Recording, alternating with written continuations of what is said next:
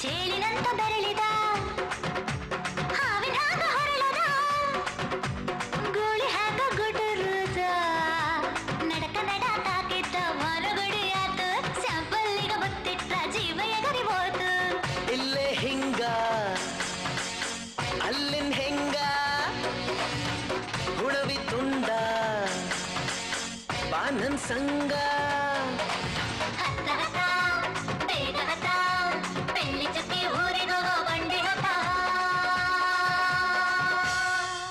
ಇನ್ನು ಮದುವೆ ಮುಗಿದಿಲ್ಲ